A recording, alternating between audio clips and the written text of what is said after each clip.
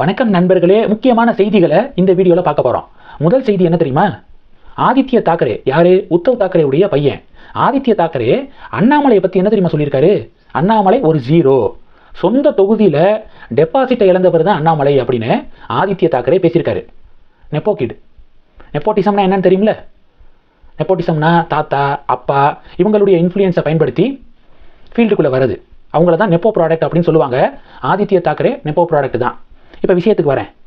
Annamalai zero, Annamalai சொந்த தொகுதியிலேயே deposit இழந்தவர் அப்படின்னு சொல்லிட்டு வார்த்தைகளை பயன்படுத்தியிருக்காரு. இது உண்மையா? அண்ணாமலை டெபாசிட் இழந்தாரா அப்படின்னு தேடி பார்த்தீங்கன்னா இல்லை. 2021 2024 ரெண்டு தேர்தலையும் அண்ணாமலை டெபாசிட் எல்லாம் இழக்கலை அப்படிங்கிறதான் தெரியுது. நீங்கள் 2021 பொறுத்த வரைக்கும் அரவக்குறிச்சி தொகுதியில் அண்ணாமலை போட்டிட்டாரு. அரவக்குறிச்சி தொகுதி எவ்வளவு ஒரு டஃப்பான தொகுதி பாஜக கூட்டணிக்கு அப்படிங்கிறது எல்லாருக்கும் தெரியும். அங்கே இஸ்லாமியர்களுடைய வாக்குகள் எவ்வளவு இருக்குது அப்படிங்கிறது எல்லாத்துக்கும் தெரியும். இது எல்லாத்தையும் தாண்டி அந்த தொகுதியை அண்ணாமலைக்கு அதிமுக ஒதுக்குனாங்க. அதில் பாஜக காரங்களுக்கு இப்போ வரைக்கும் உடன்பாடு இல்லை. அண்ணாமலை கோயம்புத்தூரில் குறிப்பாக கிணத்துக்கடவு தொகுதி இருக்குது பார்த்தீங்களா, அதை தான் அண்ணாமலை கேட்டாராம். ஆனால் அதை ஒதுக்காம அரவக்குறிச்சியை ஒதுக்குனாங்க அதிமுக. சரி, அந்த தொகுதியில் 68,553 வாக்குகளை அண்ணாமலை வாங்குறாரு.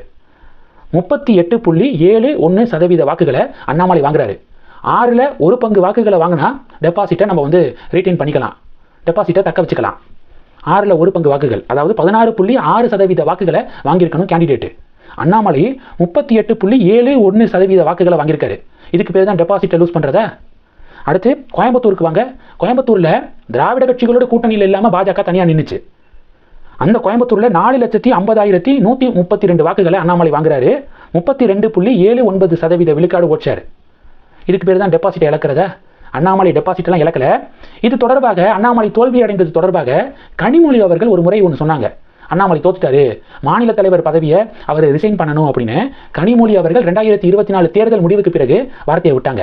அப்போ அண்ணாமலை ஒரு விஷயம் சொன்னார், ரொம்ப ட்ரெண்டிங்காக ஷேர் ஆனிச்சுங்க. அப்போ என்னுடைய அப்பா கருணாநிதி கிடையாது, கருணாநிதியுடைய குடும்பத்தில் பிறந்திருந்தா நான் ஈஸியாக ஜெயிச்சிருப்பேன். ஆனால் என்னுடைய அப்பா குப்புசாமி, நான் குப்புசாமியுடைய மகன், அவர் ஒரு ஃபார்மர், சாதாரண ஒரு விவசாயி. அரசியல் வாசமே எங்கள் குடும்பத்தில் யாரு மேலே இது வரைக்கும் பட்டது கிடையாது. கஷ்டப்பட்டு பல போராட்டங்களுக்கு பிறகு தான் நான் இந்த பொசிஷனுக்கே வந்திருக்கேன். தேர்தல் வெற்றியும் இது மாதிரி ஸ்லோவாக தான் நடக்கும், ஏன்னா நான் குப்புசாமியின் மகன், கருணாநிதியின் மகன் கிடையாது அப்படின்னு சொல்லிட்டு அண்ணாமலை ஒரு சம்பவம் பண்ணியிருந்தாரு. எந்த தகுதி இல்லைனாலும் கருணாநிதியுடைய மகன் குடும்பத்தில் பிறந்திருந்தா ஈஸியாக என்னால் வெற்றி பெற்றிருக்க முடியும்.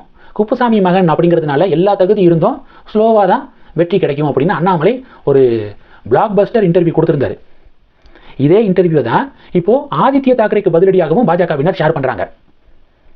உங்க பேருக்கு பின்னாடி இருக்கக்கூடிய சர்நேம் அது இல்லைன்னா நீங்களாம் உங்களுக்கு இந்த வாய்ப்பு கிடைச்சிருக்குமா?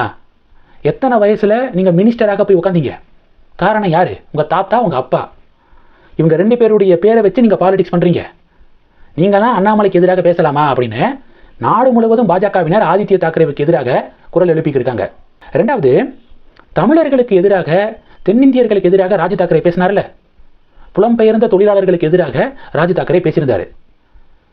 இப்போ இதுக்கு கேப்டன் தமிழ்செல்வனை வச்சு பாஜக கவுண்டர் கொடுக்குறாங்க. கேப்டன் தமிழ்செல்வன் யாரு? கோலிவாடா தொகுதியுடைய பாஜகவுடைய சட்டமன்ற உறுப்பினர். தொடர்ந்து 3 முறை அந்த தொகுதியை கேப்டன் தமிழ்செல்வன் அவர்கள் ஜெயிச்சிருக்காரு. நம்ம தமிழகத்தை சேர்ந்தவர். தமிழ்நாட்டிலிருந்து அவர் மகாராஷ்டிரா போய் மும்பை போய் செட்டில் ஆனவர். மும்பை டெரர் அட்டாக் நடந்துச்சு பார்த்தீங்களா? அந்த காலகட்டத்தில் தமிழ்செல்வன் அவர்கள் ரயில்வே ஒர்க்கராக இருந்தார்.